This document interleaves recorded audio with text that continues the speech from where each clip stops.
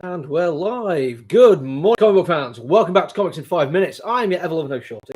And today I'm going to be reviewing Ant-Man. This is by popular request. So by question me, like a couple of people said, it'd be cool if you reviewed Ant-Man. And I've never said I don't take requests. So I figured, yeah, let's go for it.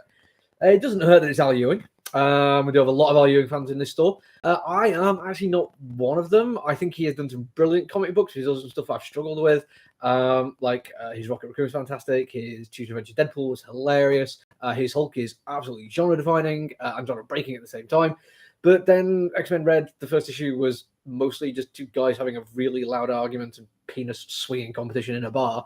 And we only find them when they're dead as a brilliant high-concept sci-fi, which was just too slow and far too long to build as anything. So I think he can be great, but I'm not sure if he is great. But I'm willing to give pretty much anything as a try and see how it goes. And for this one, I had kind of expectations going into it because it's kind of like a greatest hits thing or like a journey through his life. Now, this has happened before in Marvel Comics with the life story stuff from both Spider-Man and Fantastic Four, and those do a slightly different thing with comic books, which is they actually show the character aging through the decades the character's been going, still having the main events going on in their lives, ignoring resets, reboots, and, well, just the fact that comic books ignore time as a linear construct. This is not doing that. This is actually just playing around with time travel and picking different points between different people who wore the Ant-Man costume and telling their stories. And we start with the Henry Hank Pym. And there is a framing device that this is going to involve time travel at some point. We'll get to that later. But for the most part, it's kind of like a classic Tales of Astonishing Adventure, including the fact that we have his rogues gallery, which apparently he has a rogues gallery, the antagonists. And there's four of them, and one's just a window cleaner who can use some paralyzing liquid to help kidnap scientists. And it's kind of having fun with the fact that these are pretty lame rogues gallery characters to have. But it's from a Marvel era where this kind of thing wasn't that unusual. In fact, for comic books era, it wasn't that unusual. And because it is set in this time, we also have that writing style, which is very OTT, melodramatic, full of ridiculous run-on sentences sometimes, but also just absolutely full of charm. I can't say that I don't like this kind of thing. There is a certain point where I think it's just written for hardcore comic book fans. I think this would be a lot harder to sell to somebody who wants to try out Ant-Man. Whereas the Spider-Man life story would actually be a really good thing to give somebody who wants to try out Spider-Man. This is kind of having fun at its own expense. It is punching up, though, which is always good.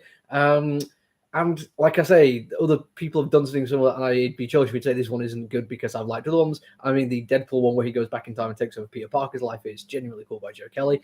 And Al Ewing has a really good grasp on this one. He uses alliteration well. He uses the serious time phrases from the time this was written. It does feel very kind of Stan Lee-esque, which is good. But it can also, I suppose, maybe grate a little bit if it's not what you were expecting. I personally was fine with it, and I'm brilliantly happy with the ridiculous, over-the-top, terrible villains. I feel like you kind of can't ignore this as part of the character's background. Like any character's background, they've all had these moments in them. And the artwork really leans into it too. There is, as I say, the framing device, which is a different time period, and the time travel one as well in the past, and they both have totally different art styles by the same artist. And then we have the really good fun. The one that I actually really enjoyed, stuff that really made me laugh, was the actual framing device because it's set in the future. But it clearly is aware that it's a comic book. It refers to people, the environment, people watching it as MRVL, and it has fun with captioning and trying to get people to think of certain things to make the experience more relevant. It is kind of just doing a tell not show thing at times, but the joke is that that's what he's doing.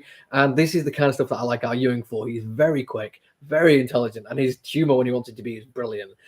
And if anything, it makes it kind of better that all the really over-the-top archaic dialogue in the main body of the comic book is exactly what it is. It shows that this is not just him doing it because it kind of makes sense or fits or anything like that. It's like, no, he's doing it because it's funny, and he's having so much fun with it. Probably my only criticism of it is the framing device for this first issue seems very, very separate to the actual story of the comic book, the vast majority of it.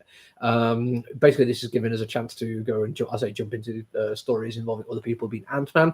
But if all we're doing is just jumping into a story and there being a framing device which doesn't really tie into it, I might end up being a little bit disappointed, but I'm certainly happy to trust Al Ewing and hope that he does deliver what we're expecting, and that is an excellent comic book. That's it for me today, though. I'll be back tomorrow. Until then, look after each other, everyone. Stay safe. Bye.